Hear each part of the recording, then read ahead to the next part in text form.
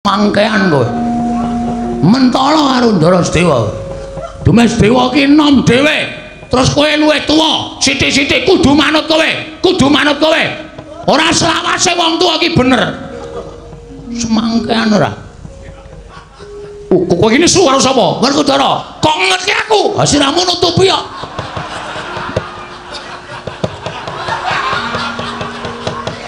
Ponokawan Petruk padha raja sapraptanira Ponokawan nunamit pasang Kalimantabe tinebene nglodoni dumawahing tawang tuwang sinuwun menawi wonten lepat anggen kula mun jatur ngesuk Maduka Sanata kula nyuwun pangapunten jer kula menika namung batur kula menika namung kawula kula menika namung Ponokawan mila kiranging tata krami kiranging munggah uga kula nyuwun pangapunten nyaya Petruk ora dadi ngopo. Wilujeng sowan kula bekti kula kunjuk. Iya Petruk ndak tampa pangestuku tampanana kula pun dinggo jimat paripih. Dayanana ing kasantosan. Prayoga nanggon mulunggu sampun boten kirang prayogi. Ponokawan Bagong padha raja sapraptamu. Pangestunipun sinuwun Prabu Darmakusuma tansah pinayanganing kawidadan niring Sambikala. Iya Bagong nggih sowan ratu kok tanpa nganggo klambi kudanan sinuwun nika kula pepe teng beteng lho beteng kok gumepe klambi niki teno panas kono terus iya wilujeng bekti kula kunjuk nggih sinuwun iya Bagong pangestuku tampanana kula pun dinggo jimat paripin dayanana ing kasantosan prayoga nunggun mulunggu sampun boten kirang prayogi. Ponokawan Petruk padha raja sapraptamu sinuwun mandura ya wilujeng den bekti kula kunjuk ya pangestuku tampanana nun inggih sanget anggen kawindadosaken jimat. Ponokawan Bagong padha raja sapraptamu pangestunipun sinuwun mandura wilujeng bekti kula kunjuk ya tak tampa mung kowe tak kandhani nggih ratu kuwi dudu omahmu kedaton iku bak tata krama nganggo pernatan ora sapenake dhewe kowe sowan ratu tanpa nganggo klambi mongko tanpa nyembah tanpa ndodhok anggep apa kowe iki dadi patuladaning para kawula najan kowe midrajating batur ning kowe iki baturing para Pandhawa kowe Ponokawaning para Pandhawa kawula iki do nulat karo cak-cakaning Ponokawan ora sapenamu dhewe iki ngopo ta iki kowe iki lho ha kowe kuwi aku ngopo kowe iki ora nganggo klambi. Heeh, maksude nek neng kraton ora entuk kudu nganggo klambi. Aku wis matur to teles. Nek aku masuk angin, Baladewa gelem ngeroki apa? Lho. Kose to iki ratu e, Gong. Lah wong ora ana kenthang kimuling lelakon pojok pleret teng kanan kok. Muni-muni lho.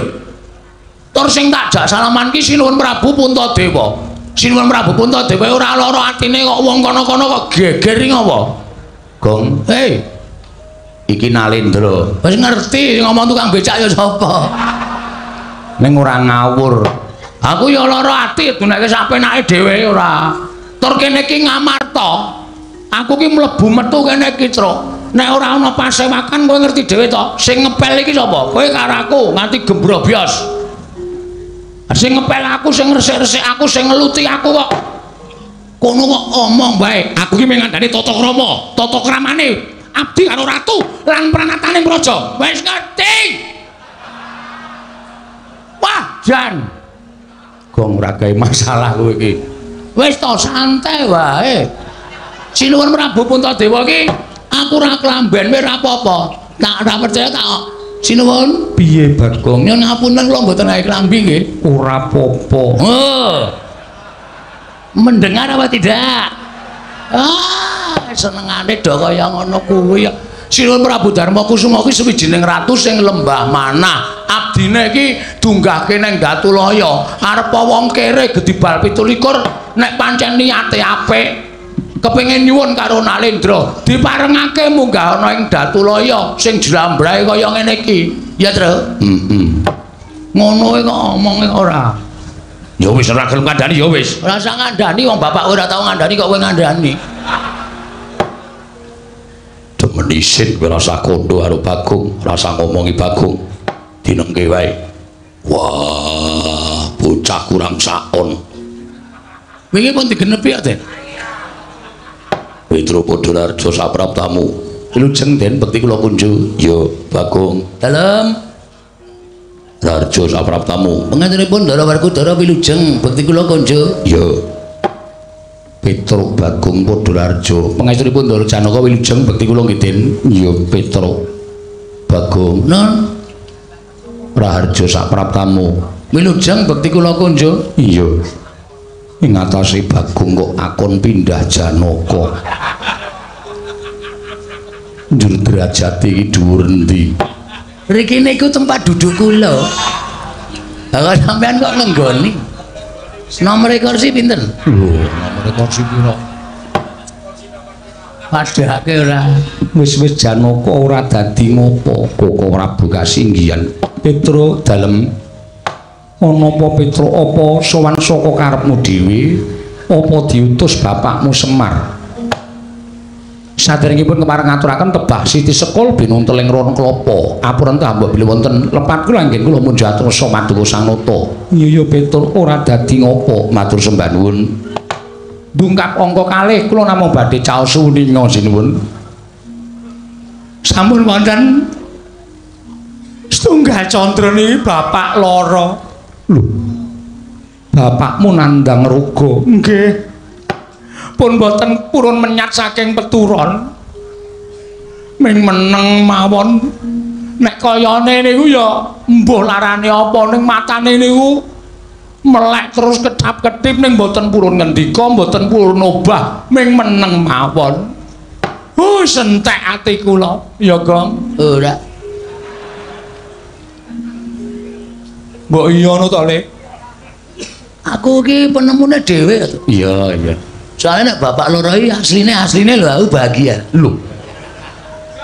Mergane pekarane bapak gede. Kan ra urane kowe karo aku entuk warisan. Nek ndasmu dingluhne lak pecele kene, Kong. Anak kok kaya ngono ora. Wis gak matur. Bapak niku sakit. Oh, kula mboten kurang-kurang anggen kula kepengin nambahke bapak niku kula goleke Brahmana Wiku Winasis sing wong pinter kula kan jampeni karo bapak ning ya wis madal saring usada mboten iso ditambani. Sedih kula pendak dina niku kula tunggoni. Ya mung nganti sesasi kok dereng enten kabar Pandhawa tilik karo bapak. Mula tumuli nalika semanten wancine malah tengah wengi. Kula kalih gareng kalih Bagong niku nedeng mlek-lekan nunggu karo bapak. Bapak niku gregah tangi. Kaya dudu bapak sing ngendika. Ning nuding kalih kula kalih Bagong, nuding ngenten iki terus ngendika, Pandhawa kudu tekan kene sinambi mundi pustaka Jamus Jimat Limasada. Bareng ngoten niku nggletak melih. Persis Mr. Bean ya. Heeh. Kowe ngerti Mr. Bean barang auto TV e. Waduh. Wis tuku TV. Wis karo Kasidi. Apa? Kasidi player. VCD kok Kasidi. Senen ilikmu kowe kok. Profesor di kaset iku. Heeh, APCD. Heeh. Apik terus. Wah, kanggo nyeteli film silat.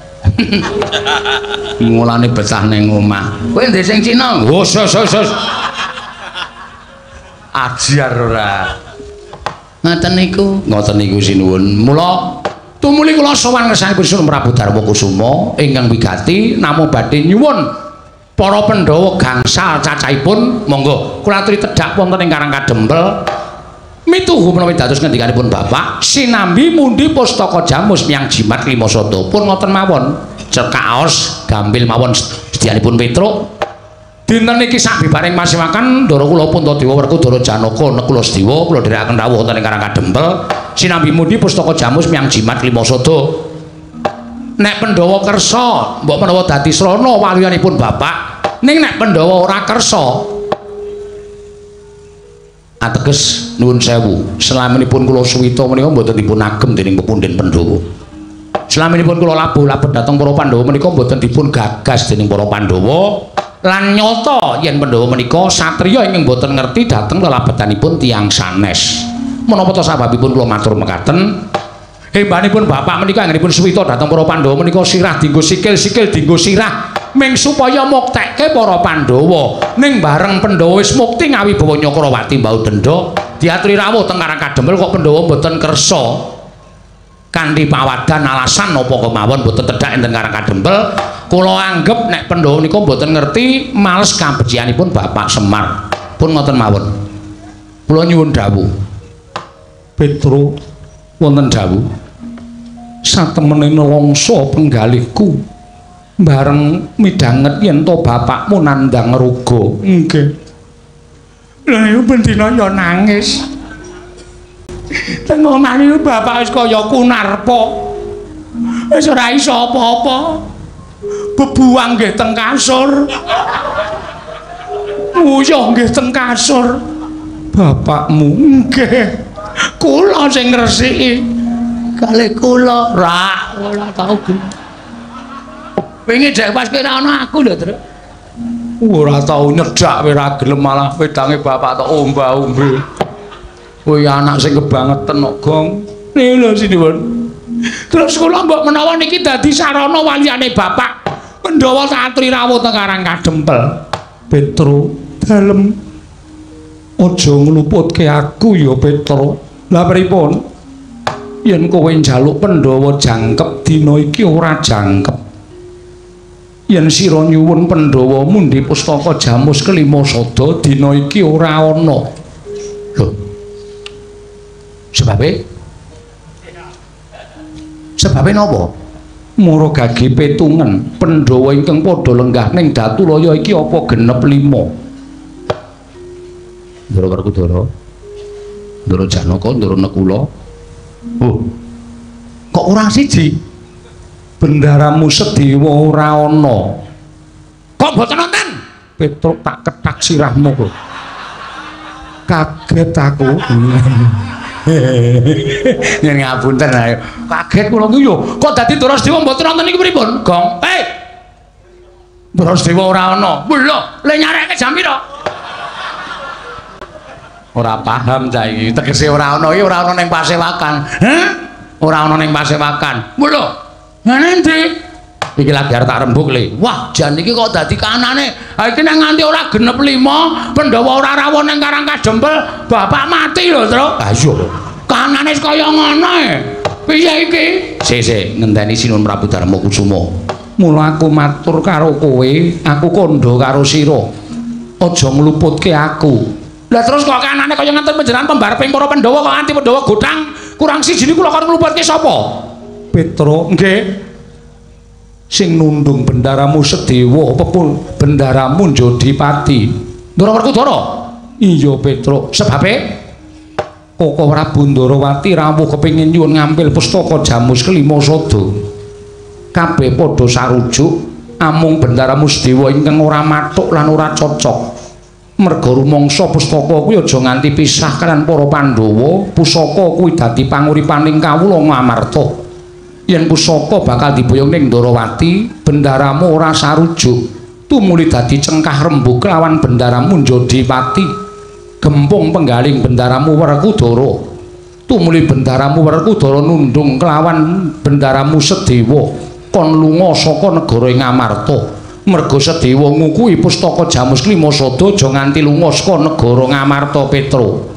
Ngoten to? Iya Petro.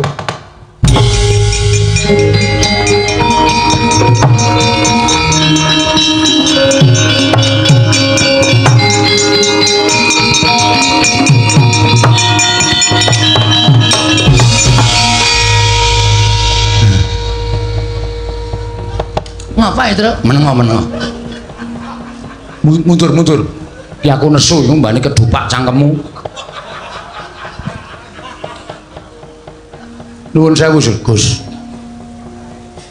nuwun sewu Ndara Werkudara Petro piye leres sampeyan nundung Ndara Sedewa iya pancen bener sababe ora manut karo aku apa kudu ditundung nek wong ora manut apa wong nek ora manut kudu ditundung lunga apa kudu lunga saka negara Ngamarta kula tak takon apa ora iso dikandani kanthi alus-alus Ndara Sedewa niku adimu lho nuwun sewu panjenengan kalih Ndara Puntadewa kalih Ndara Janaka menika tunggal wadah tegese tunggal ibu Mongko Ndara Sedewa nek kula niku beda ibu, mongko ujaring para sepuh. Yen kowe tresnani adimu ku alon ki tresnanono ngluwi adimu sing tunggal wadah. Lah kok malah sampean nundung Ndara Sedewa niki karepe piye? Niki mergo sampean nundung Ndara Sedewa, bapak kula iso kejek-kejek. Mergo Pandhawa ora iso rawuh teng Karang Kadempel jangkep 5 cacahe. Apa itu masalahe? Waduh.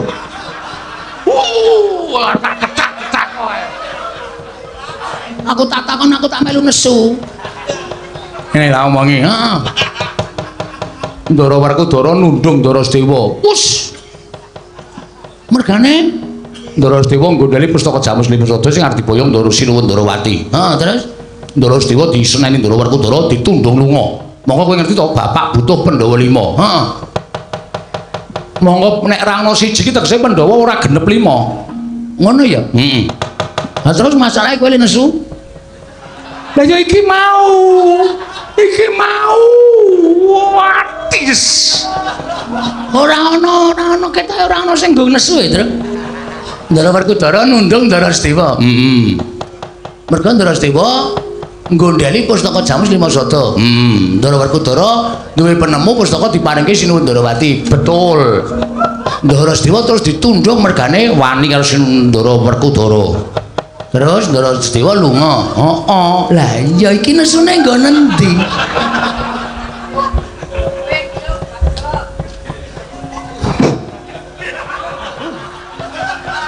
Aku dhewe bunek lho kok. Ngene lho.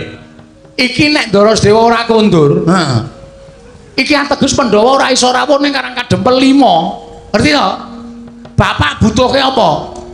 Bapak butuhke obat. Obat nggo ngobati matamu kuwi. Trombo ora kasar cangkeme. Aku ki mumet gogongan aku ki goblok banget. Wah, wis kowe rasa nesu. Ya nesu karang kowe karo aku ki wis wong loro e. Nek nesu karo Ndara Werkudara. Masalahe Ndara Werkudara nundung Ndara Sedewa. Oke. Rasa suluk, rasa suluk. Tak suluk barang ora. Men ketok greget ora. Maksudmu piye, Wer? Lho. Adimu dhewe tundunge maksudmu piye? Monggo bapak mbutuhke Pandhawa 5 rawuh nang Karang Kadempel sinambi mundi. Apa to? Pustaka Jamus Limasada. Pustaka Jamus Limasada. Aku nek nganti kok bapak ora kelakon didep Pandhawa 5. Nek bapak cilik lara, gedhe tengane mati, sapa sing tanggung jawab? Semangkean kowe. Mentala karo Ndara Sedewa. Dumes Dewa ki nom dhewe. Terus kowe luwih tuwa, sithik-sithik kudu manut kowe. Kudu manut kowe. Ora selawase wong tuwa ki bener. Semangkean ora. Kok ini suara sapa? Werkudara. Kok ngerti aku? Siramu nutupi kok.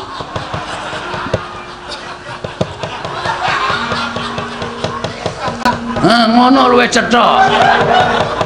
Ratu kok kon mengleng iki lho. Ora ana ratu kok kon ngene iki ora ana. Ngono terus lho? Yo. Aku sing ora trima. Tantrimane Bagong karo Petruk. Kowe tak kandhake bapak kowe Werkudara kowe. Aku matur nang kersane bapak. Bapak mengko takon jenggelek. Aku teko tak lapori, Pak, Pandhawa ora iso rawuh nang Karang Kadempel 5. Bapak terus muni mergane apa? Ndara Sedewa ditundung Ndara Werkudara. Kok Ndaramu Sedewa ditundung Ndara Werkudara, aku njlentreke ngene, Pak. Bapak terus mari ya, Tra ya. Heeh. Bapak mari nesu kan. Ndaraku ke pancen njaluk dikandhani tenan. Nesu nang Jodi mati. Pancen bapak wae nesu arek aku kon mara. Ora wedi ya, Tru. Liyane. Pamane apa? Nek bapak nganti nesu karo sampean, bapak ngetokke kekuatane bapak. Kekuatane bapakmu apa? Apa, Tru? Ambu. Apa kekuatane? Apa ayo? Aku ora ngerti kok. Ya iku kekuatan lahir lan batin. Kowe cilaka nek nganti kena kekuatane bapak. Pun pokoke kula mboten trima perkara niki. Kula ya ora trima. Tak kandhani. Kowe tak kandhani do iso ora? Kowe iki do gagas karo awakmu apa ora? Kowe iki do nyawang karo gitamu apa ora? Kowe iki mung batur kok, dlangap-dlangap. negara Ngamarta. Werkudara ki arep kaya ngomong kuwi piyai. Kuwi bendaramu, ora sampenamu dhewe tau naunake. Terus? Padha loro mungsuhe saiki, Tru. Iya. Kowe njagani Werkudara, aku tak njagani iki.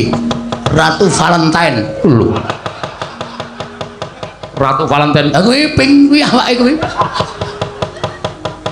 Bagong saya kurang ajar karo aku. Saiki ngene bae, kowe baliyo. Ngenteni nek wis rampung Yai Prabu Ndrawati nambak rekaning Projeng Dwaraka. Wis lak mecicil Bapak. Sing dibutuhke saiki kok. Tru, percuma wae dhewe padu karo wong loro iki. Karepe mumpung Sinuwun Ndrawati durung adoh. Terus doya ya Tru yo. Yo, bekaken nang dalan. Yo, ora apa-apa kok. Yo.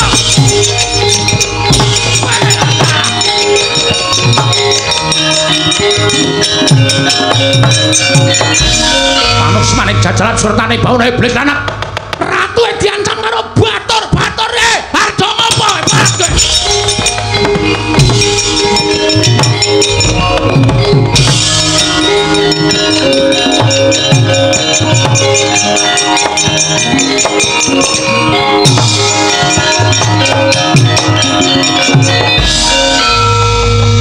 Janaka kok tingak-tinguk areng ngopo? Kula bingung piyambak Koko Prabu. Teka lampanipun kados mekaten Koko Prabu, kula mbak boten mangertos kedas kados pundi. Yayi, Werkudara lan Koko Prabu Mandura sajake mireng sarta miruna kelawan Panakawan. Upama dadi panca bakah pisan ya Dimas. Pisan aja nganti dadi daredah antaraning Koko Prabu Mandura lawan Werkudara lan Petruk apa dene Bagong Yayi. Gayenge, gunung matos ora. Komen ketok gayeng ora. Ning mestine Sinuwun Ndrawati iki biasane nek tindakne ndi-ndi ngasta kreta. Heeh. Titihaning Sinuwun Ndrawati iki kreta Kyai. Jaladara. Iya. Titik wae bane to. Heeh. Tilase. Heeh. Iki. Oh. Ayo kapokmu kapan kecandak iki genah iki terus. Iki lho, Mbak Tipak ban iki lho. Tak turut ae. Ya. Hati-hati lho, Gong. Udu Mbak Tipak. Udu. Wong gawa bata. Ah mesti kaya wah wis. Ning mesti ketok ora ada terus wong aku ki mau kaya sliringan kok ning Ngamarta. Ah iya. Ah piye-piye, Gong? Sik terus. Kae kok padang-padang ana panggung kae apa ya, Tru? Dilek ana sik.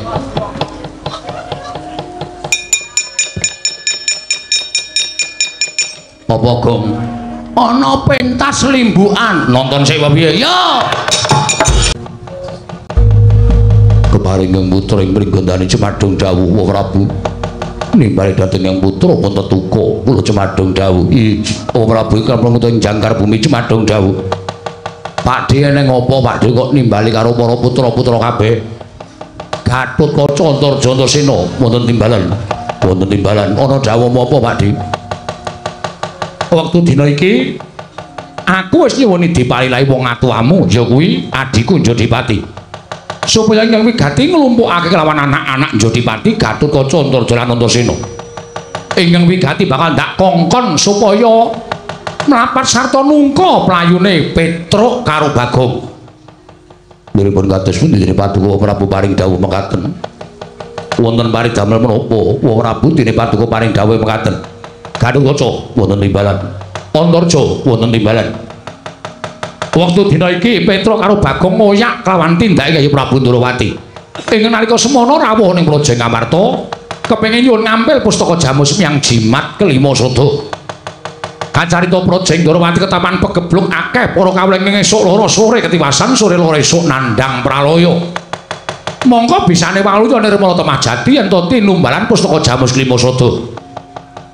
Malah iki mau mewahe dadi geger ana ing kedaton negara Ngamarta.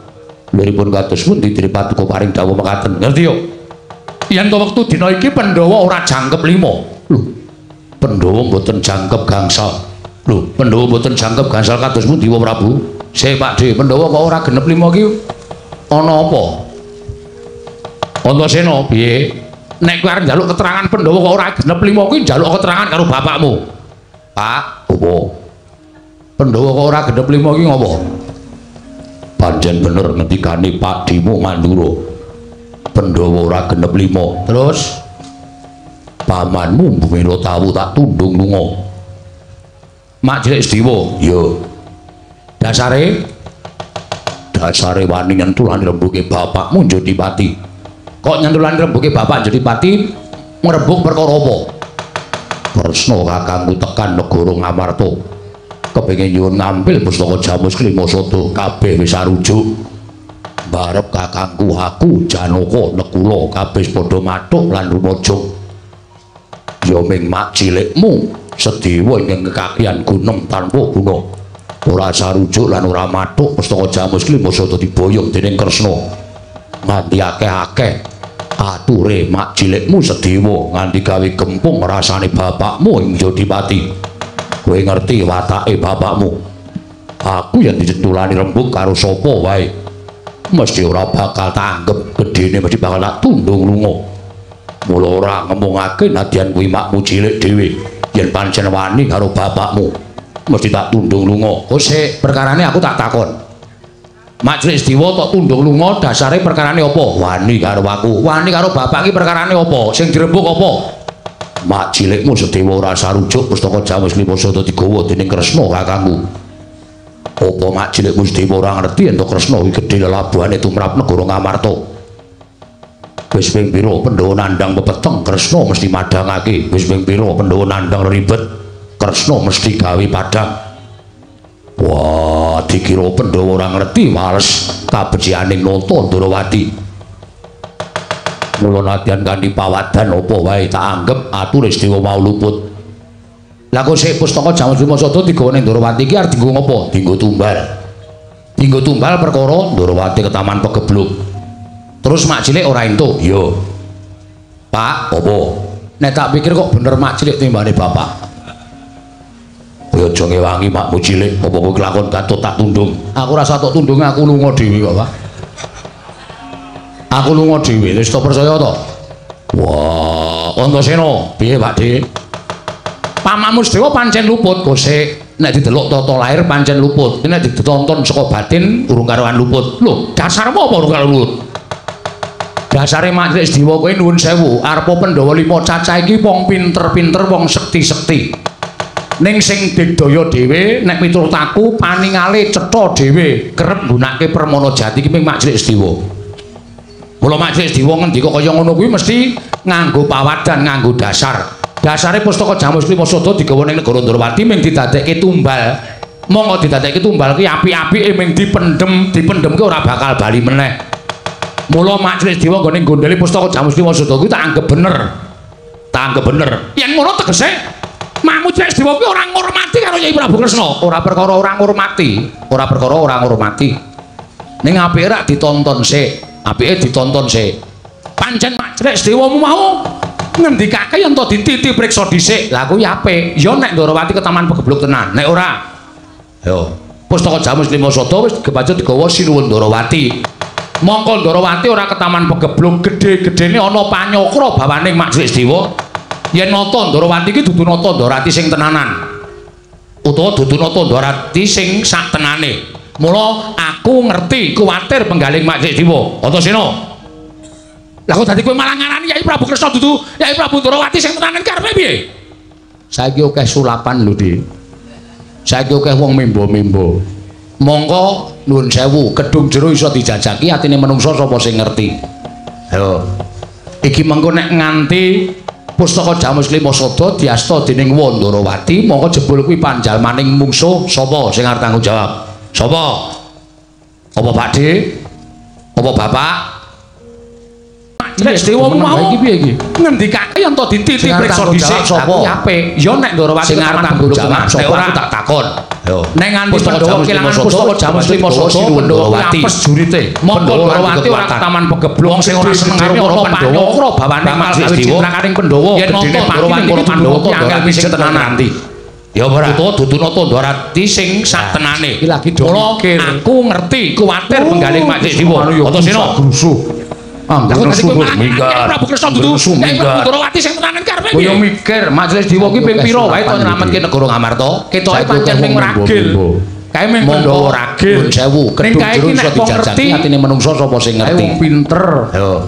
Bapak iki mengko nek nganti Pustaka Jamus Limasada diasta dening Ndorowati mongko dewa kae gunake akal ora sapa sing arep tanggung jawab. Sapa? Okol iki kalah karo wakal. Apa Pakde? Apa Bapak? Nah, tenan to. Nek diomongi mesti malah ngonekke cerewet. Terus sire Pakde Baladewa piye? Iki mau Petruk karo Bagong sowan. Ha, terus Semar loro. Lho, kakene Semar loro? Yo. Jarene Petruk karo Bagong nalika tengah wengi Semar jenggelek. Tumuli Semar paring dawuh. Pandhawa 5 mundi Pustaka Jamus Limasada kudu tekan Karang Kadempel. Petruk sowan karo Bagong kepengin mboyong para Pandhawa 5 cacahe. Mundi Pustaka Jamus Limasada rawuh ning Karang Kadempel. Ning Pandhawa ora komplit tur dasare Pustaka Jamus Limasada wis diasta dening Yayi Prabu Kresna. Mula Petruk karo Bagong nesu ngoyak karo Yayi Prabu Kresna nggone ngasta Pustaka Jamus Limasada. Kalukaca wonten timbalan. Antarja wonten timbalan. Kowe sing iso mabur ngambandir Gantara, sing banter nggonmu ngambandir Gantara. Bagong karo Petruk oyan yen wani gawe lara ning Yayi Prabu Kresna. Mongso bolong tak paring pun Bapak Sesa dina iki. Nggih, ngestaken dawuh nyuwun pamit. Sing ati-ati aja kaya bocah cilik.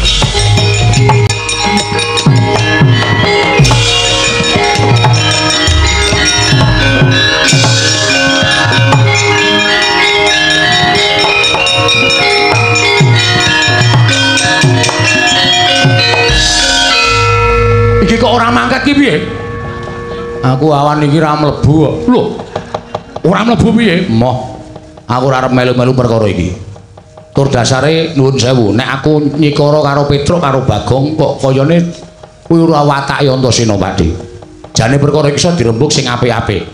Ning Petruk karo Bagong ngoyak Yayi Prabu Kresna, ngoyak ya ben wong dasare dheke ya butuh. Nek Petruk karo Bagong kuwi ora mboyong Pandhawa 5 cacahe sinambi mundi Pustaka Jamus Limasada ning Karang Kadempel. Semar loro, kakekne Semar loro. Mongko kembange wong loro ki tekaning pati. Nek nganti Semar ora ana sapa sing kelangan? Tak takon. Sampeyan ki wong tuwa-tuwa isane ping grubyuk rono ora nganggo akal. Kae meneh sing mburi kae. Ngopo? Cendasmu karo wong tuwa wani. Aku wani karo bapak ki bola-bali wani ki mergane aku mengelingi karo bapak. Sone iki aja nganggo akal. Iki nek nganti Kakang Garukaca, Kakang Antarja mentala karo Petruk karo Bagong, griwikan dadi grojokan geguyon dadi tangisan. Nek nganti Semar ngerti Petruk karo Bagong dikaniaya karo Kakang Garukaca Kakang Antarja, Semar terus tumuli mari lelara ngamuk ning Ngamarta sapa sing arep ndhoke Semar. Lah. Wah, wis parah iki ora. Parah piye? Wis kono mangsa bodho. Ning nyuwun ngapura, aku ora melu-melu perkara iki, Pakde.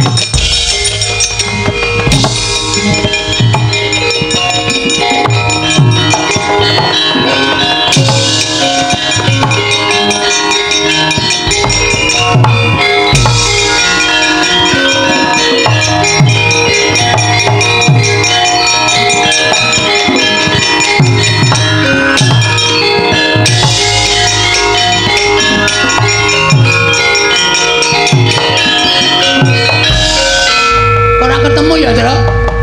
Aku dhewe ya bingung lho, aku dadak mampir ndelok limbukan barang.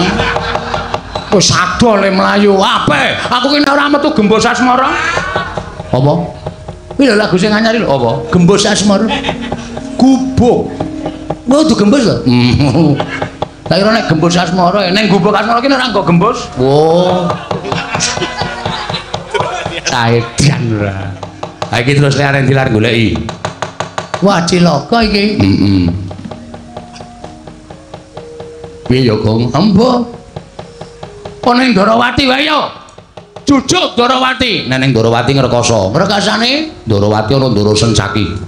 Nek kowe karo aku wani karo Sinum Prabu Kresna njaluk Pustaka Jamus Limasada, mungsuhe Ndoro Sencaki. Waduh. Modar ya? Mulih wae po. Weh, mulih kok nek diomong bapak Pak Pandhawa karo Pustaka Jamal Srimasada ora rawuh ning Karang Kadempel terus mripate putih kabeh piye ya? Sentik ngono. War nutupi nyawane bapak apa? Wah iku sarwaripun jaga. Wah, jan wis.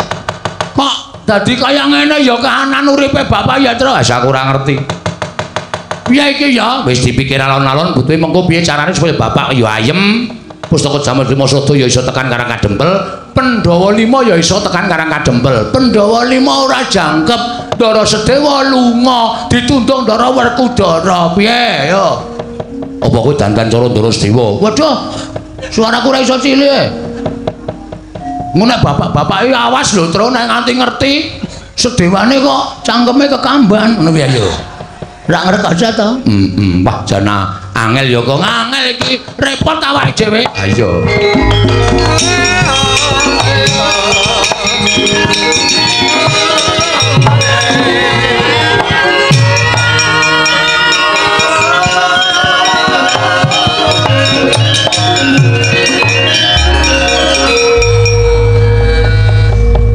Bekti kula kunjuk, Ndara. Ha iya tak tampa.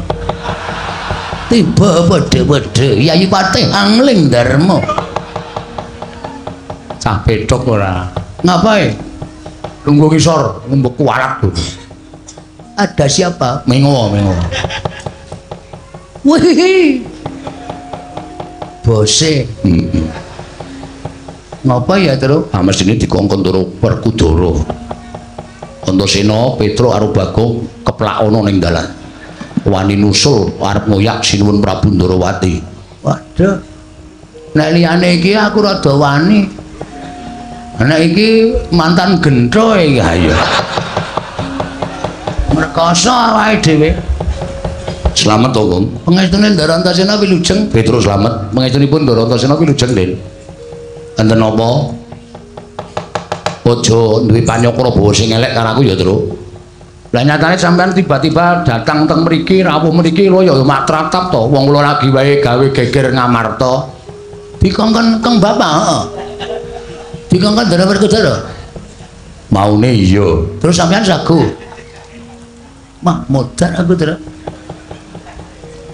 niki mawon niki sing dipateni pertama ampun dipateni Ndara nembe nggih sinau kuwi kuno banget kok kuwi iki.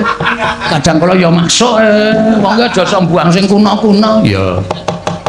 Kowe tak kandhani aku tekan kene iki arep jarwani karo kowe, ngabari karo kowe. Nggih. Kowe digoleki Kakang Raca karo Kakang Antarja. Waduh. Kakang Raca Kakang Antarja dikongkon bapak kon goleki kowe, dikongkon karo Siwa Mandura kon goleki kowe. Gatotkaca Antarja, Petruk Bagong golek ana. Yen ketok mlayu ngoyak karo adikku Yayi Kresna Petruk karo Bagong Jatasana.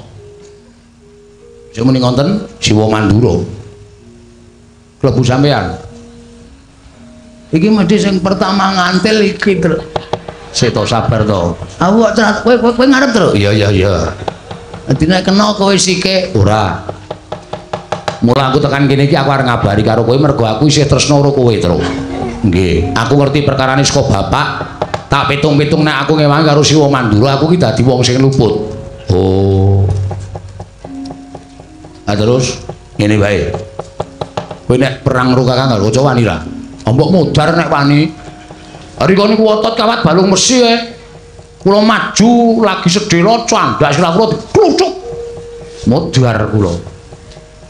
Nek Bagong mungsuh Garkaca wani ora? Mbiyen wani, mbiyen. Saiki wis tuwa ya ora wani, Mas. Wani tenan Bagong. Wani ambiyen Garkaca ki kalah karo aku. Zaman kapan? Zaman isih 5 tahun. Ah isih cilik kuwi. Ha iso, nek iki ya mudar tenan. Kalah aku wis ora wani. Nek ora wani mongko iki do goleki kowe. Waduh, cilaka. Ngene bae. Aku tak ngadeg nang kene, engko nek Kakang Garkaca Kakang Antarja tekan kene men bingung. Carane bingung, kowe tak dandani cara Gatotkaca karo Antarja. Engko tak anggap nek wong loro kae Gatotkaca Antarja palsu. Matuk. Ning kula Antarja lho, Antarja. Aku wae suaraku ora iso gedhe lho, Tru. Aku Antarja wae, gah rasa kowe mengarep tok gua ambles bumi nyolongi telo-telo to. Sing wingi urung entek kok saiki arep nyolong meneh. Aku gak kaca. Wis yo. Iso napa, Den? Lho, ora iso sebab apa? Nek ora iso trimo ora urip aku nek ming malik kowe kaya karo Kakang Garwa Turjo. Oh, nggih. Do ngamet tambekan.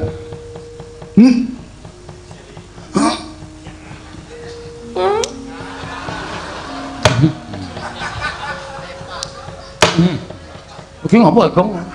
Ngampet tambekan kok mburi metu. Wih, dian pirang sasi truk ora bebuang kowe. Kok batang ambu. Wah, mak sentuh sabes mambu kabeh. Nggo namun ae. Sabes mambu kabeh iki nggo namun. Niat pancen tak uja ya kan. Wis ngampet tambekan nggih.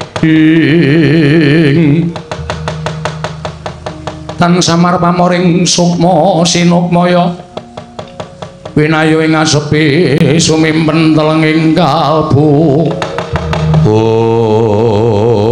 kocap kacarita nalika semanten eling-eling Sang Antasena titah ingkang katarima gesange bebasan wiji sejati wiji mulya sak ciptane dadi sak sedyane ana sigra tingkem kang netra nenuwun bareng panguwasaning dat kamurweng dat katarimah panuwuning Sang Antasena dening para Jawata.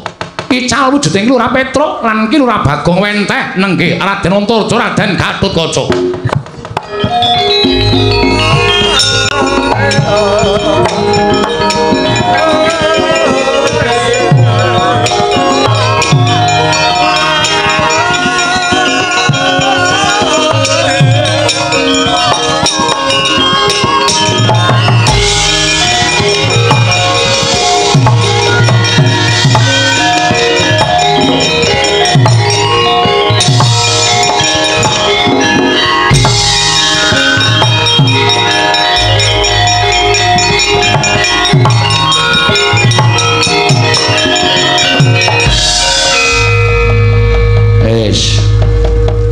Mpun apa? Wis. Woi. Gleleng. Gong, aku wis dadi kok. Wis. Wis nggaya Ndara Gatotkaca. Kowe madhep rene, nggih. Tunggu dhuwur, kowe iki kakangku kok. Oh, nggih. Ora usah basa karaku. Ya, nah semono kuwi suarane pas. Iya, Dimas. Nah. Kakang Garwaca tenguk dhuwur.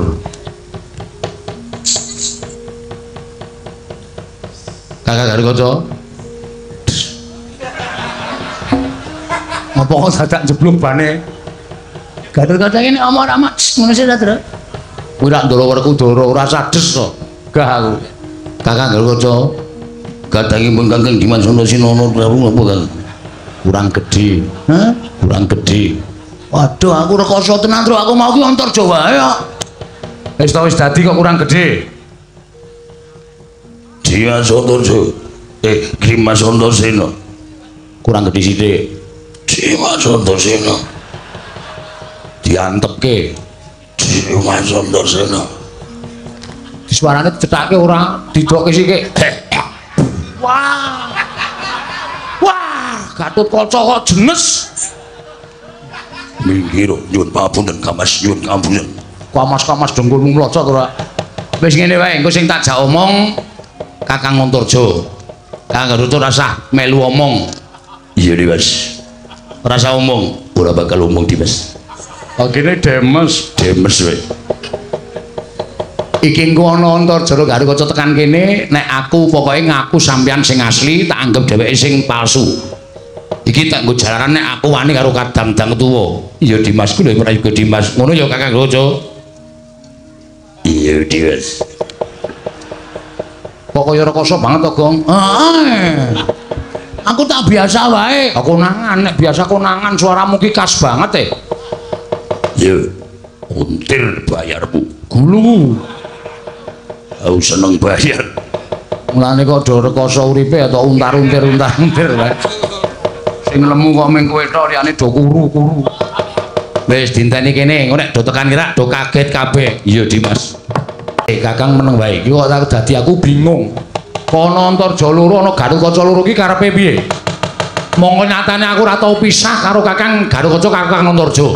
Kok iki ana Antarja Garukaca sing teko ning papan kene cetha kowe telik Mangindrajala ingkang memba kadangku loro. Yen ngono apa kelakon tak jotosi wong telu. Aduh pati.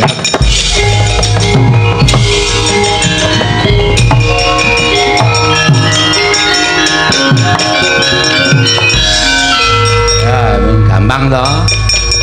Ula kok ming gampang banget Dimas. Ngapusi wong loro kae iki gampang, kae iki cah digdaya ning nuwun sewu. Kurang pergaulan. Iya Dimas, jengkulmu mlocot kuwi lho. Wis ora ana mungsuhe kok Dimas. Ayo salin. Salin, Gong. Hah? Salin. Mbok aku tak ngene iki wae. Arep ngopo kowe iki ora? Salin ngono.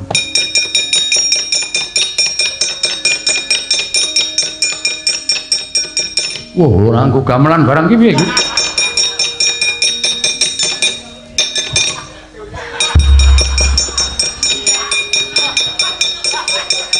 Kecekel ya, Truk. Tapi arep dadi Garukaca kok ono salin. Teko ning papan kene cetha kowe telik Mangindrajala. Ingkang memba kadangku loro. Yen ngono apa kelakon tak jotosi wong telu. Aduh, pasti. Harus sampe naik dhewe ora. Wis. Iki urung rampung.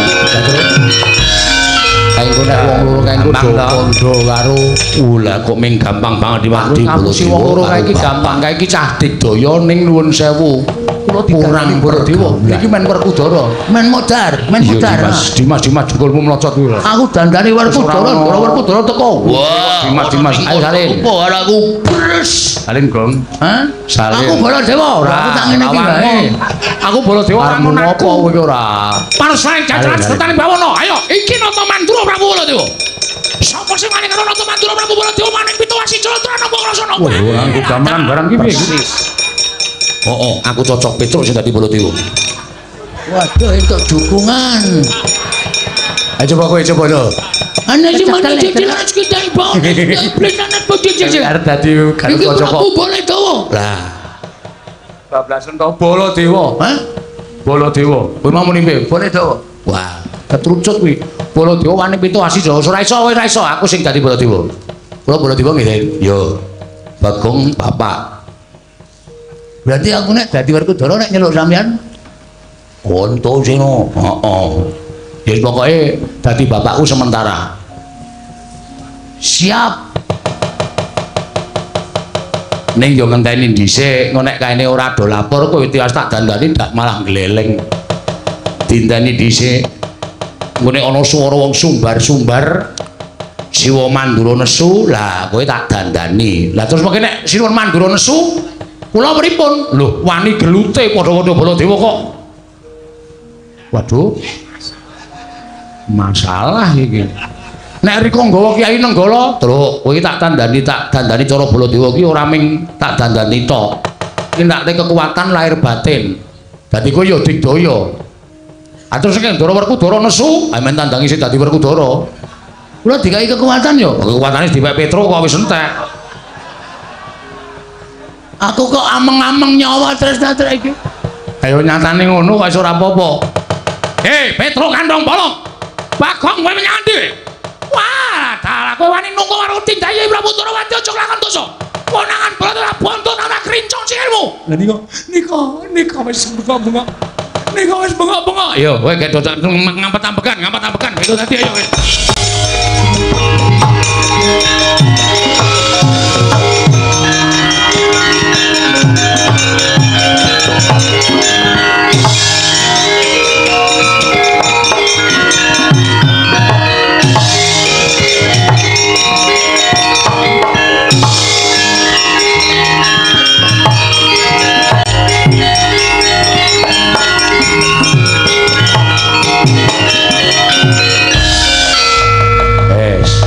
Ning iki aku ora melu-melu lho, Tru. Ora melu pripun? Aku lunga. Waduh. Lunga pripun? Lah kula ndhewe nek diwaneni jak glut-glut ora apa-apa, ora nek kowe kalah. Wah.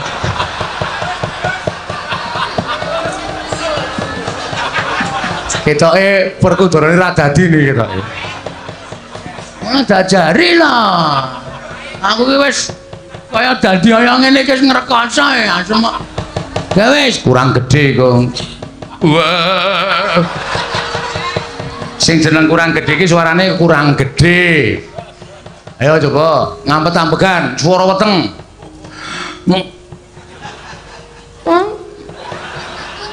Gede ta? Gede ning mambu. Mau gede kok mambu ra. Oke wis. Wah. Kurang gede neh. Sithik, Kas. Wah. Gede ki sithik. Cengele rada didingloke cengele. Wah. Wis kurang sithik neh wangun. Wah. Baladewa kakangku.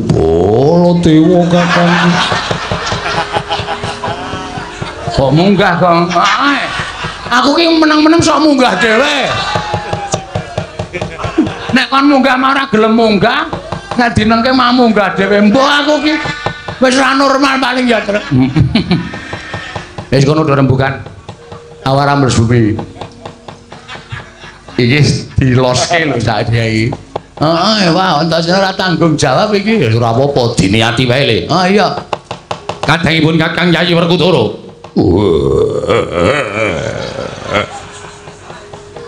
Siadi kudu ngati-ati. Iki bakal ana mungsuh sing nekani. Iya. Aku wis samapta ing gati sawiku ing diri. Ora munggah medhun. Ajeg. Angel. Diajeke iki angel. Ati saya nek nganggur sedhela kon ajek iki angel. Mesti medhun dhewe. Apa? Wis pokoke engko didepi wong loro ya, Gong. Heeh. Eling sadar kowe sandang ampur Werkudara lho, ora oh. Eling nek kowe Werkudara. Pokoke aku tak nyawangku Pancanaka terus. Aku sadar nek aku Werkudara. Ya. Nek wonge tekan kene nek perlu rasa omong. Weh, artine darani wayang mati. Ya omong ngono tenan. Artis model apa enggak bicara? Oh iya. Ya wis ngono. Ponokawan. Kowe padha menyang endi kowe? Kecandala bontot ora kricong sing kene ayo. Werkudara sare. Wah, setan. Ora sing padha rupa karo aku. Jare tak untapke nyawane. Iki sapa iki? Sapa? Lah kok sakmene ae dhewe. Ayo lunga.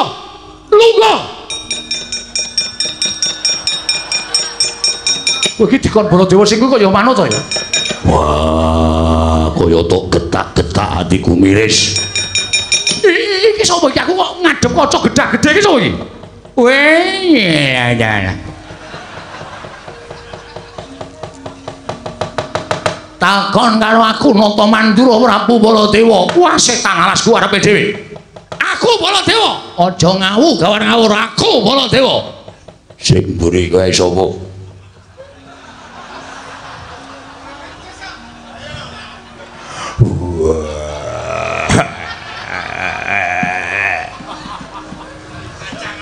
Satria ing Jodi mati. Raden Werkudara, cangkemmu gendi. Aku Werkudara, ya wis aku Bratasena. Padha wae, nek padha ya diculke. Wis canda iki. Wis kecekel Werkudara. Iki sing arep iki iblise Petro iki. Weh, waton bener nek becik. Lah kok tadi iso dadi Baladewa karepe piye? Kok iso dadi Baladewa karepe piye? Soke sandangan sewan Baladewa. Ayo, iki nonton mandura Prabu Baladewa. Wah, dalah. Petro ora ganti ujube greten kula jeblok sewu. Tandangi karene.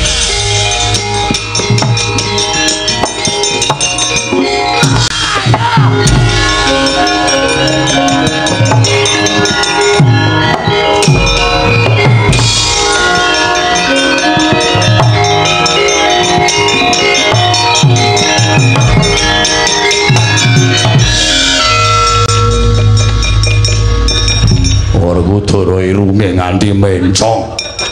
Sik, benake sik. Ayo nganggo topeng. Wah. Sopo kowe ngaku nganggo sandangan Werkudara? Aku Werkudara. Wah. Werkudara apa sapa? Werkudara. Kasatriyane ngendi? Kasatriyane Jodipati. Bojone pira? Bojoku ana telu. Waduh. Wah, duwer.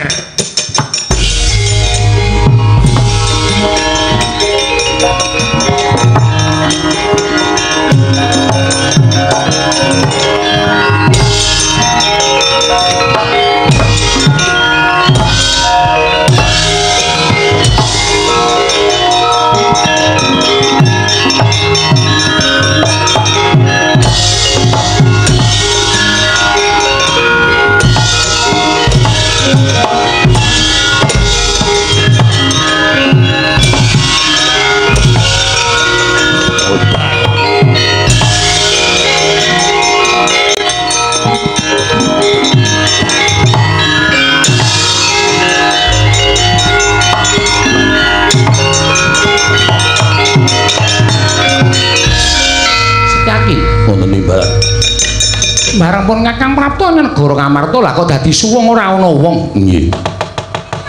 Ning metu saka Ngamarta tampel wates negara, bleduk mangampak-ampak lebur kasaputing angin tak kira kerai banteng karo macan. Nggih.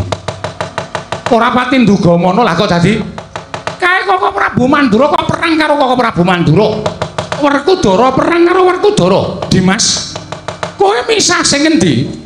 Kula tak misah Koko Prabu Mandura. Aku tak misah Werkudara ndak ora rampung-rampung kedadeane.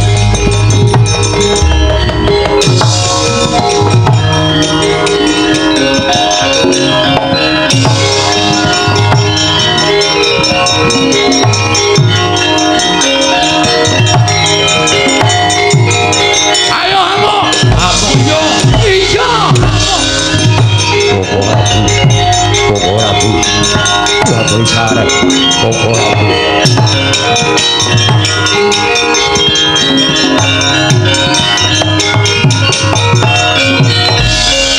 Koko Prabu. Sepinten kalepatanipun ing Rayi Tadah Wadana. Kula aturi sareh Koko Prabu. Sareh-sareh piye? Ora trima aku ngatasi Nata Mandura Prabu Blodil kembali karo menungso jajaranat. Setyaki, kathahipun Kakang Dimas Setyaki. Koko Prabu.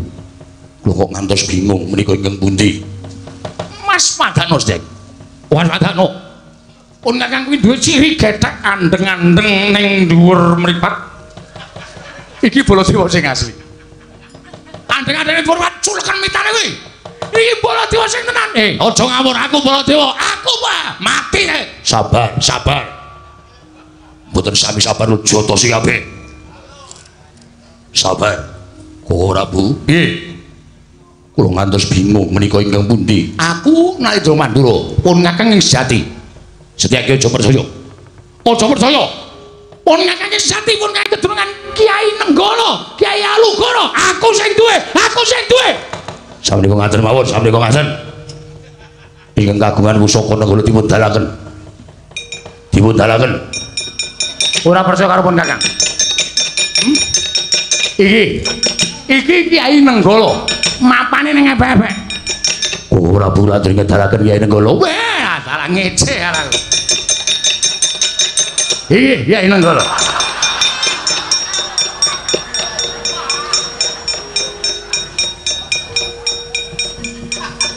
Baladewa kok nggawa graji. Setyaki tak kandhani.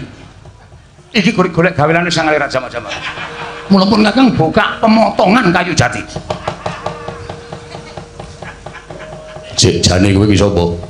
Baladewa. Baladewa kok tak jotos. Baladewa. Baladewa tak jotos. Pun Kakang iki Manduk Ratu Mandura. Pun sami kok ngateni mawon. Koko Prabu Ndrawati lengkap wonten mriku. Sami nyuwun pambiyanipun Koko Prabu Ndrawati sepatu saged nengahi perkawis menika. Ya, lho, Yai Kresna malah ning kono. Nggih. Waduh, Yai kathahipun Kakang.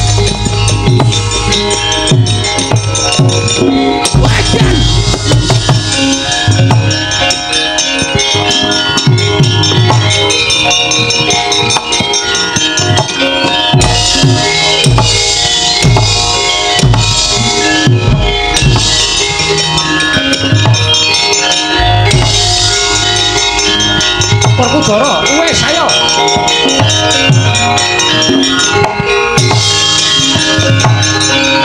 Dimas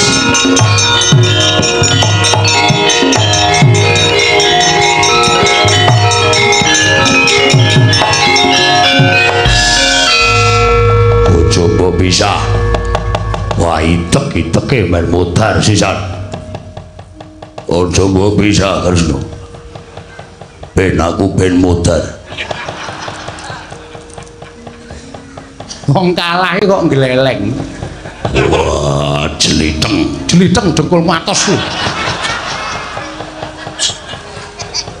kowe kok galak karo aku Kresna aku adimu Jodipati. Iya, aku ngerti nek kowe iki adikku lanang aku ngerti. Lah rak ngono. Kok rak ngono ki cara ngono. Wah, jeliteng dengkul matos ku. Sabar ya Yayi. Wah. Kowe galak karo aku Kresna. Aku adimu Jodipati. Iya, aku ngerti nek kowe iki adikku lanang aku ngerti. Lah rak ngono asalin. Cuwek kok Pancanaka modar sisan kowe. Wah. Kresna, piye? Tolong lindungi aku. Werkudara kok njaluk perlindungan ki cara ngendi? Wah, kono nganggo kuku Pancanaka. Aku ora duwe kuku. Lah kuwi mleno semono gedene kuwi. Meleno iki basa ngendi? Lah sing tok jepit ki apa? Gedang mentah. Jang mentah kok dijepit sak enake dhewe ora. Iki piye lah kok dadi kahanane kaya ngene iki piye Werkudara aku kok ora ngerti. Kresna aku njaluk pengadilan Yai. Werkudara. Aku wis ngerti ora usah dadak mbok dunung-dunungke lelakon iki. Gusti Kresna iki aku Kresna. Inggih Koko Prabu Baladewa kula ngertos panjenengan iki kula kanggep Koko Prabu kula. Koko Prabu kula anggap tiyang sepuh kula. Karena jotok banjin di Bansilatan. Kono to amban silatan aku ben ngono kok Bansindi. Aku kok Bansilatan. Aku wegah yen kowe ora adil Kresna. Iya, Werkudara, mengko aku adil Dimas. Iya. Kresna, piye-piye apa meneh? Aku titip salam dinggo Arimbi. Wah, wis to kowe iki marai nesu kok ya. Aku kangen karo Arimbi. Wis asal tok lakone tok ladeni. Sopo ae? Iki Bagong. Wah, su.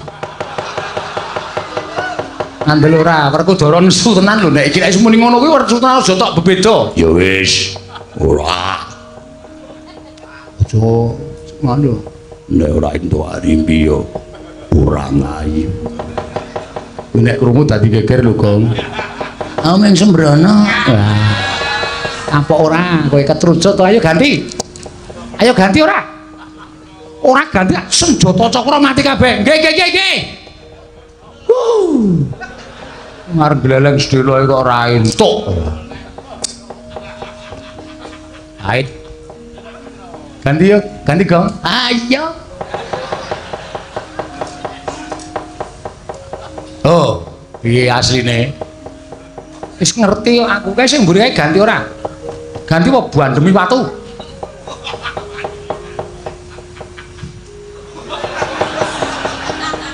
Masa ngatungi kepel. Kepel rung mateng diadongke.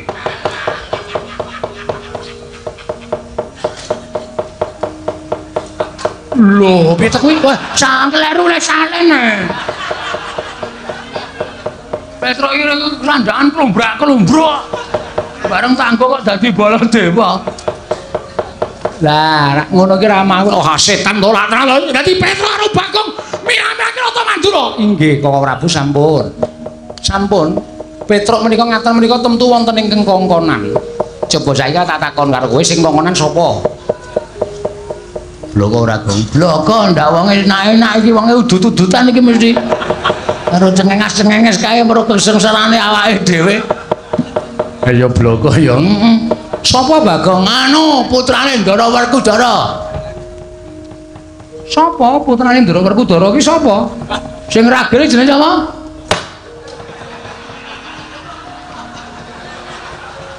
Ana sing bandem ya, Tru. Ampuh ya. Putrane Ndara Werkudara sapa kalah? Mau ki sapa ta, Tru? Aku ki le goblok ki eling-eling ki lho. Ora jenenge ora.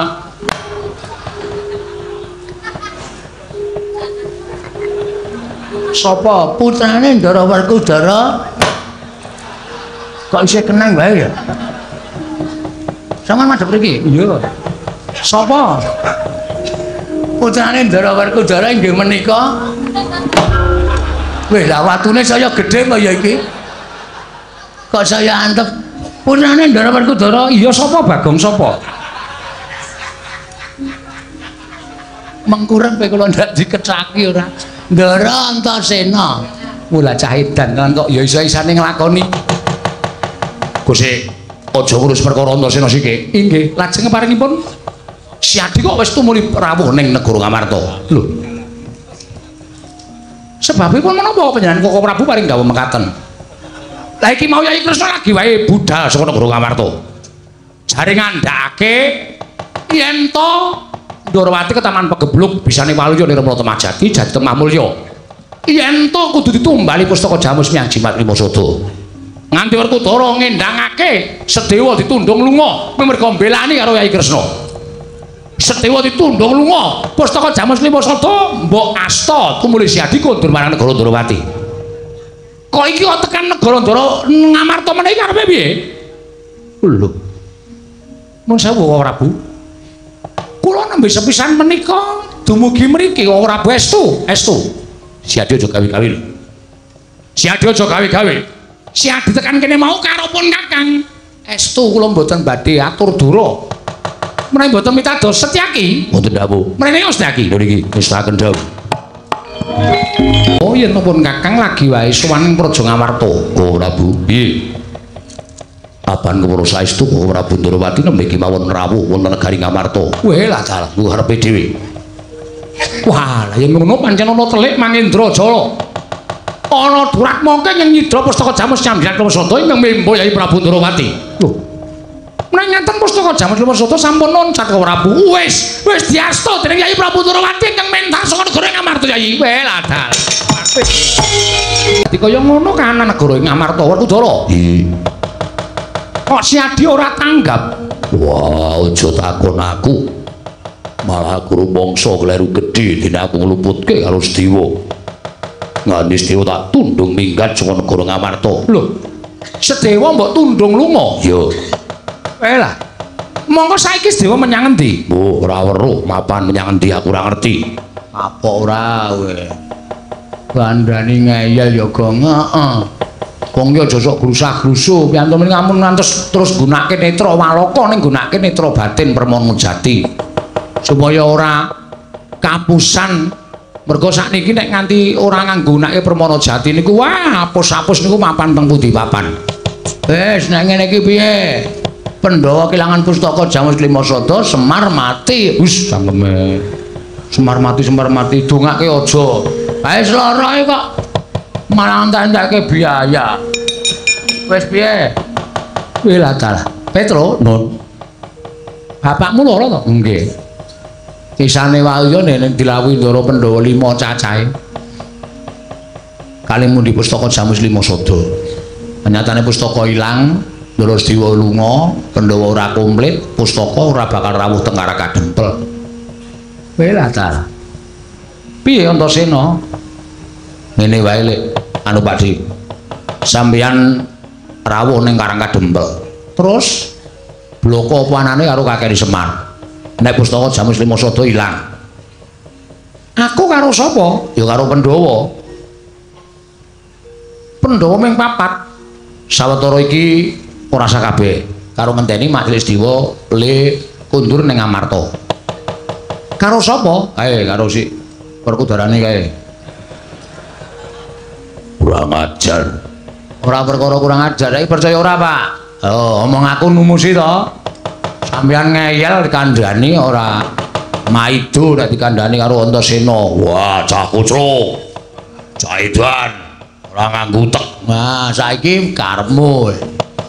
Lah terus kemudian Kakang Semar dawuh karo aku piye Antasena? Wis sampeyan ngomong apa anane? Majelis Dewa ditundung Ndara Werkudara utawa bapak.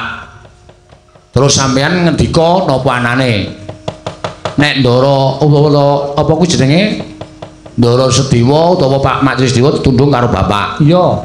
Pustaka Jamus Lima Sada ilang digawa Nata Ndarawati. Lah engko nek bapakmu utawa bapakne Petruk Semar iki mengko ndukani karo aku? Ora ya, Truk, mboten. Bapak niku wong awas kok. Pun ngoten mawon, dadi duka men duka karo Ndara Werkudara. Apa Janaka ya tak kanthi? Lah niku malah sae. Ndara Janaka dikanthi mawon malah sae dadi 3 mengke mengkari ngentosi rawuhipun Siwa Darmakusuma kaliyan Ndara kula Ndara Sedewa. Nek pun komplit mugi-mugi bapak entuk tamba sarana saged nyawang Pandhawa 5. Mun di Pustaka Jamus Lima Sada. Werkudara, nggih, melu aku. Wah, ora sah alasan. Iya. Arjuna kantinen ngestukake dawuh. Yayajen perlu babarna pisan mbok kanthi rawuh ning Karang Kadempel. Yo. Mengko aku tak sik matur karo Kakang Semar. Mergo nek ora aku ora ana ingkang bakal iso ngrangkani marang penggaling Kakang Nayantaka. Yo, ngestukake dawuh. Lah aku piye Kresna? Kok Prabu lenggah wonten negari Ngamarta. Lah baliku sok kapan? Menawi Kresna ingkang beta Pustaka Jamus Lima Sada menika sampun kecepeng, kok Prabu nembe pikantuk kundur.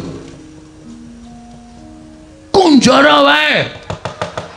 Kok tak balang sirahmu. Oh iya ngapa to gong melu-melu senengane ora. Ah gawe cekak-cekak yo. Bani yatra yo. Yo, karo Ndara Kresna. Monggo sinuwun. Iya. Arjuna Yayi Punta kantinen yo Werkudara. Yo. Koko Prabu lenggah teng negari Ngamarta. Setyaki Koko Prabu kancanana. Nistakaken dawuh.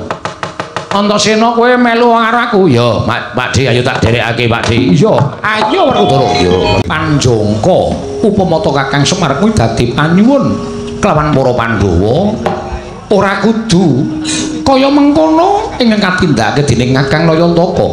Mara to Kakang. Nata Ndarawati ora percaya ento Kakang Semar kuwi nandhang raga.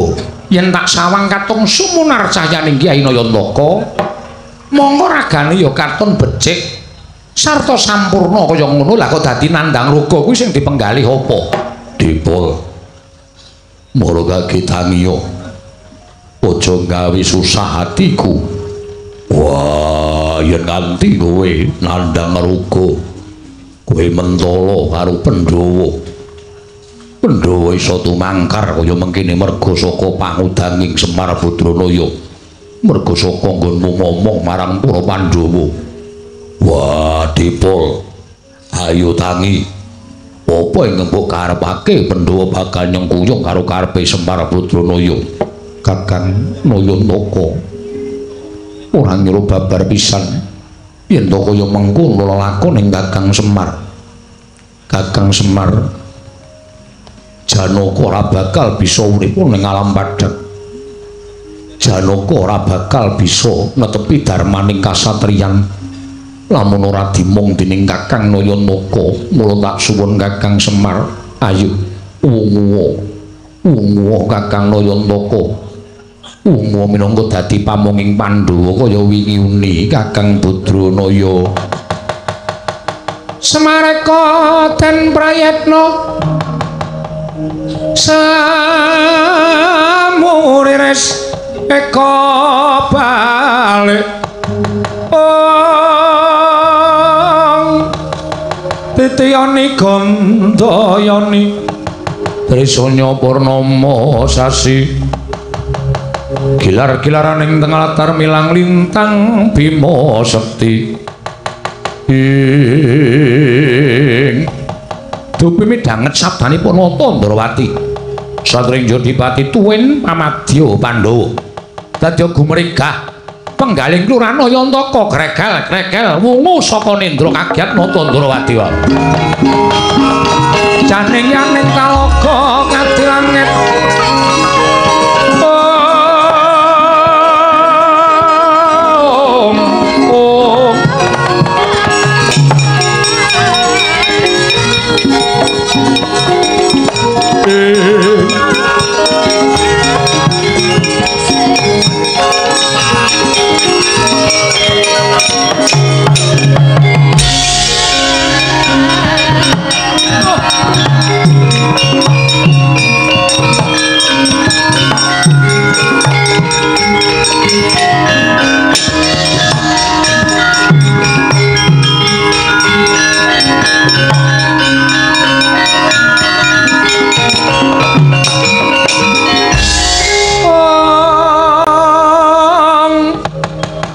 Permara remang swamya ngambrang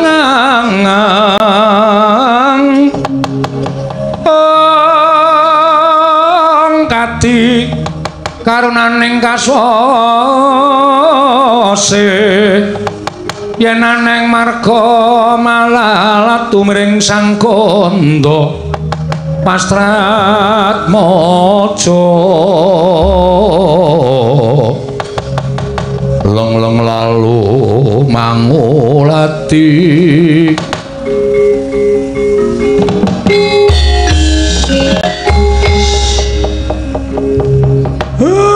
sinuwun Ndarawati Ndarawarkudara Ndara Janaka ya Kakang Semar ya Dipa iya Kakang Nayantaka pancen sampeyan iku Nalendra tuwin satriya-satriya sing lantip panggraitane anak kula wae iso tak apusi ning nek nata Ndarawati pancen kang paningal sewu wekasan iso nyurasa legetaning manahipun ing abdipun Semar Den kula nandhang lara niku mboten kok gagas awak kula piyambak kula nandhang kaya ngeten niku mboten kok mikir diri pribadi kula dhewe nanging Semar ingkang sampun pinasrahan momong sang yaning para Pandhawa Semar ingkang sampun pinasrahan momong negari Ngamarta kahanan praja Ngamarta kok damel rusak raga kula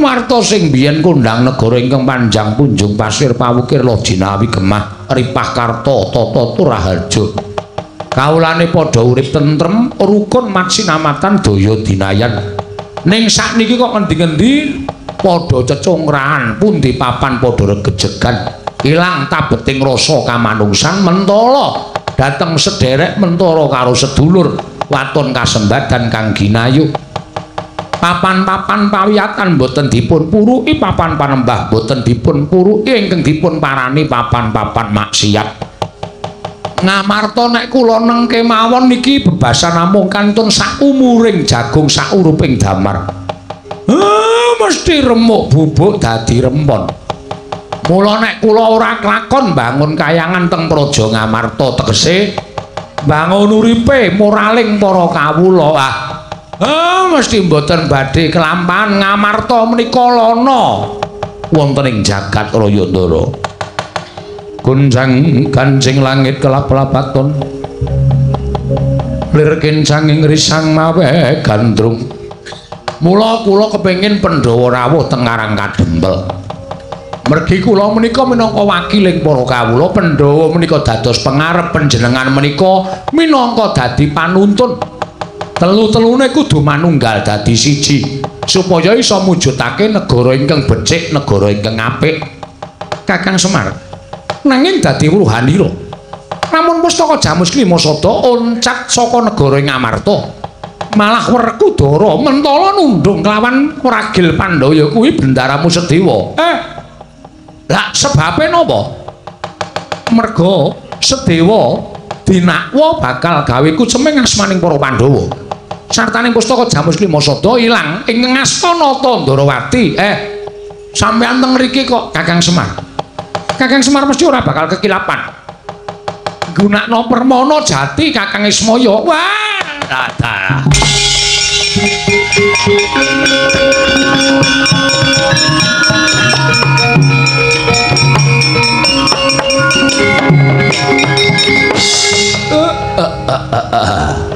nggih saniki ngenten mawon Semar niku napa sing kula sumurupi nggih niku sing kasunyatan kula ngerteni gandeng kula wis weruh sing nggawa pustaka Jamus Klimasada mula baline pusaka ya saka sampeyan sampeyan ora iso mbalekke pusaka Klimasada teges sampeyan ora netepi dados jiwaning nata Ndarawati ora netepi dados pujangganing praja Ngamarta pujanganing para Pandhawa Ndara Werkudara manggoleki Ndara Sedewa ampun mriki nek sampeyan boten ketemu karo adimu lanang iya Semar jebul tinemune ora angel nemokake maling ingkang nyidra pustaka Jamus Nyang Jimat Klimasada kepareng paduka Kanjeng Baka Prabu regemeng-regemeng ana ing antariksa kae dudu lakune mendung utawa mega kasinggihan. Nanging kang lakune telik Mangindrajala ingkang nggawa pustaka Jamus Lima Sada kepareng paduka. Jemparingmu tumpangna Gendhewa regemeng ireng ning antariksa kae dawa ana jemaring ngestaken dawuh paduka Kanjeng Koko Prabu.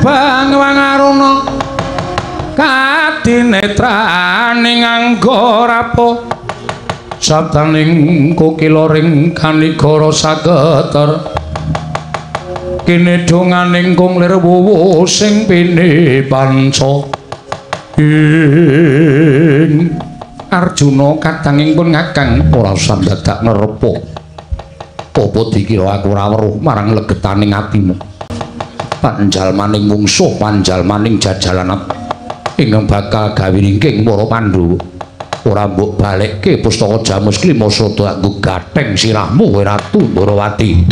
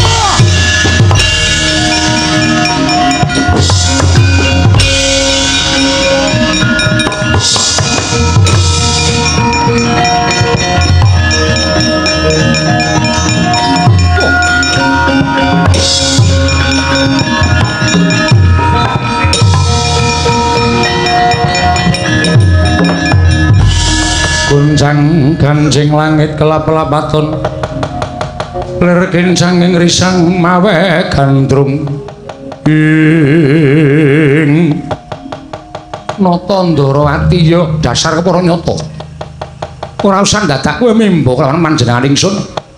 Ayo kowe ngaku sapa wani padha rupa karo Ratu Ndrawati cetha kowe ingkang padha rupa kelawan nata ing Ndrawati. Yen kowe ora trima kok arep apa? Ora mbok balekke pustaka Jamus Lima Sada. Apa kelakon ana Ratu Ndrawati tugel janggane ana ing kene. Lho, nek pancen kowe arep nyoba karo aku, mara gageungana dadamu mati dening aku parat kowe. Kene le ndelok nganti mripate kaya arep metu. Kepengin weruh Kresna kakangmu temandang karya bareng tantang-tantangan. Mati dening aku kok lunga. Werkudara, piye? Kendhita Yot Mimang Kadanga Dewa pun Kakang ora bakal menang. Terus piye sirmu aku manut golek jago nang endi? Melu aku. Nek ndi? Melu. Yo.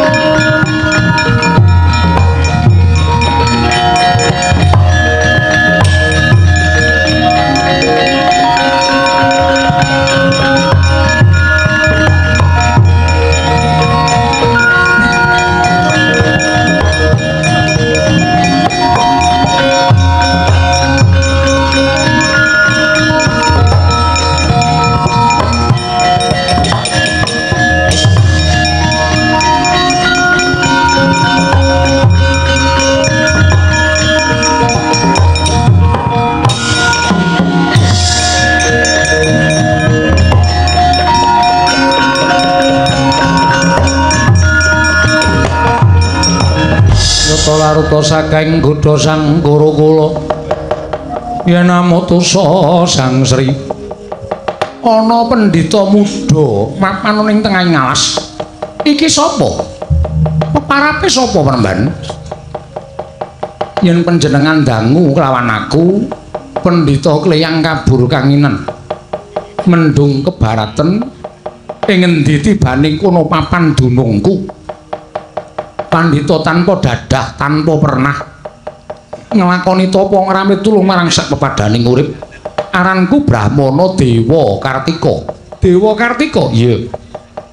Sampeyan sapa Sinuwun Ndarawati? Ya aku manyenata ing Ndarawati Prabu Kresna. Wigatine merpeki kelawan aku. Dewa Kartika ana timbalan. Bingung rasaku merga aku nalika semana didhawuhi supaya goleki pustaka Jamus Klima Sada ingkang digawa dening ratu ingkang padha rupa kelawan panjenengan ingsun. Nanging kabeh adik-adikku ora mangga mulya Werkudara Janaka mundur. Tumuli aku kepengin golek jago sapa ingkang bisa nulungi kelawan aku, apa ingkang disuwun bakal ndak sembadani. Sinuwun, aku bakal tulung kelawan sampeyan. Nanging sawise aku bisa mitulung kelawan Sinuwun Prabu Ndarawati ora usah dadak maringi apa-apa. Mergo aku nglakoni tapa ngrami tetulung marang sakepadaning urip. Paring teken wong kalunyon, paring sandang wong kawudan, paring buga wong kaluwen, paring payung wong kudanan. Yen manyen kaya mau pasang Yogya katuju ing ngene, ora usah dadak ngerunden wektu para gage mangkat to. Ratu ing padha karo aku sirnakno, minggir patenane ratu sing padha karo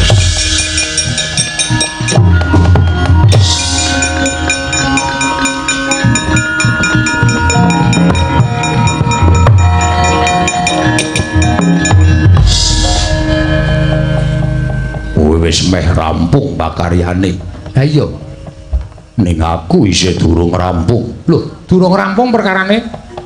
Apa kowe ora krungu ndikane Semar? Aku ora entuk ning Karang Kadempel ora bareng karo adikku Ragil sing tak tundung minggat. Wah, Kresna kakangku. Tinimbangane dedawa wektu saiki andung gawe. Andung gawe piye? Kowe ngerampung ana pewujudan sing padha karo kowe sing nyolong pustaka Jamus Klima Sada. Terus aku tak golek Istiwa. Wis to, kowe rasane ndi-ndi? Ora ndi-ndi piye? Manuta karo pun Kakang. Aku ora entuk ning Karang Kadempel. Entuk. Ora bareng karo Istiwa. Mengko bareng wis to. Wah, yo aja guyon. Aku kuwi ngrasake sarta mikir tenan kahanan iki. Werkudara, manut karo pun Kakang ora? Percaya karo aku apa ora? Percaya. Yen percaya ngestokno dawuh Nata Ndarawati. Yo. Pendhita muda sapa? Gawan Dewa Kartika. Pendhita Kleyang Kabur Kanginan. Lah kok padha tenan karo Ratu Ndarawati? Yen ngono kowe ingkang nyidra pustaka Jamus Klima Sada kagunganing para Pandhawa. Pancen tak dodo. Ora mbok balekke aku keduga bakal nguncatake nyawamu. Mara cobanen Dewa Kartika legane ati.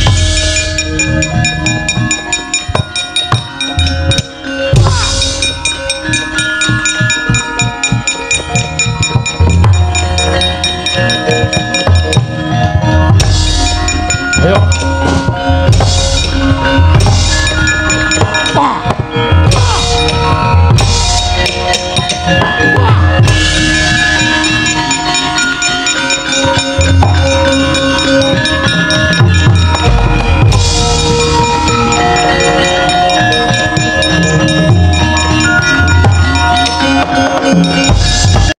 Dinulung dening Sang Dewa Kartika. Nata Ndarawati datang saged nglawat nalika semanten babar kekalihipun bali asal mula-mulanira. Sang Begawan Dewa Kartika babar nenggih satra ing Bimara Tawu Raden Sedewa. Nata Ndarawati babar Bathara Kala. Wah.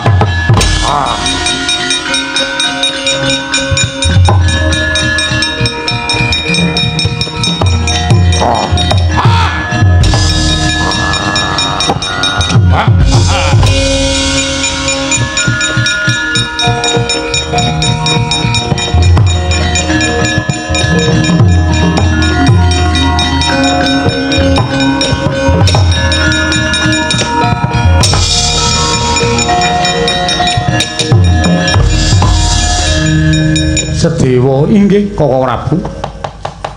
Malih wujud Brahmana krana bingung raos ing manah kula mboten nggadhahi sanak kadang tuwin rencang. Tumunten nampi wangsiting dewa kedah mimba wujuding Brahmana. Baliya marang Pandhawa. Menawa Kakang Mas Jodipati sampun saged nampi nek nganti Werkudara ora nampa kowe wadula karo aku. Werkudara takone lunga saka Jodipati. Oh inggih ngestaken dawuh. Wis kena manjinga. Lah mungsuhku wujud Bathara Kala. Weh lah dalane ora aku ora ngrampungi Sedewa.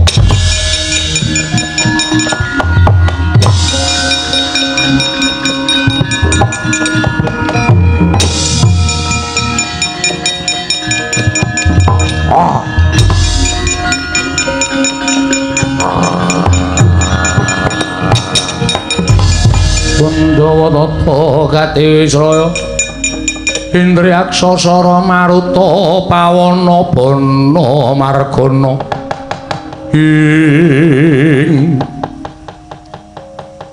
Ratu Ndarawati Bathara Kala. Ya njaluk pustaka Jamus Klimasada ngancam patining Pandhawa. Jernyatane Pandhawa dadi panganku bocah Sukerta. Kudu dadi panganing Bathara Kala. Kala. Yen Pandhawa ora kinayoman Ratu Ndarawati mestine gampang dadi panganmu nanging gandeng Pandhawa kuwi kinayoman dening Ratu Ndarawati mula ora bakal bisa mangan para Pandhawa. Lho, sebabe apa kowe lali? Aku titising Sang Hyang Bathara Wisnu. Nalika Wisnu manitis kaping 2 ya kuwi ana ing dalang Kandha Buwana. Kowe tau tate tak kalahake. Kowe sambat tobat karo aku. Merga tak waca. Ya kuwi rajah ning serandunging awakmu. Apa njaluk tak baleni kobong awakmu? Waduh mati.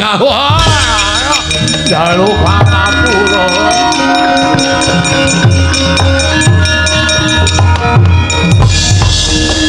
Aku njaluk pangapura Kakang Bathara Wisnu.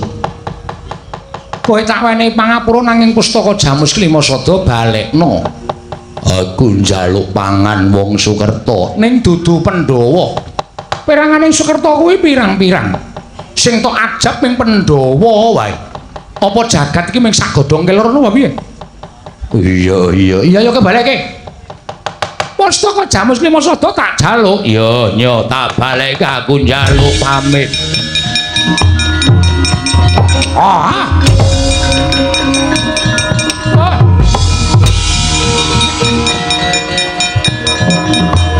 Saking pribadi kula dhewe mboten kangge kamulyaning awak kula piyambak, mboten. Semar niku netepi kewajiban minangka dadi pamomong. Nek sing kula omong niku ngibarate kaya wong angon sapi, nek sapine ajeng kecemplung jurang mesti kula arahke, kula cegati aja nganti kecemplung jurang. Nek Pandhawa ajeng kesluru dalan sing kleru mesti kula benerke. Nek Pandhawa ajeng salah mesti kula sing tanggung jawab benerke. Yo Kakang Semar. Ngamarta sakniki radi owah kawontenane. Hawi dipun dandosi manunggaling kawula lan para nayaka pangareping praja. Sami-sami sengkut gumregut tetunggalan manunggal nyawiji mbangun negari Ngamarta embane kaya teng kayangan. Kayangan iku papan sing ora ana rasa memungsuhan, ora ana rasa serik. Wontenipun namung matsinamatan daya dinayan, rukun ayem manunggal tetunggalan. Hawi negari diwujudke uripe para kawula persasat kaya gesang wonten ing kayiwangan. Kakang Semar ya pancen mengkono.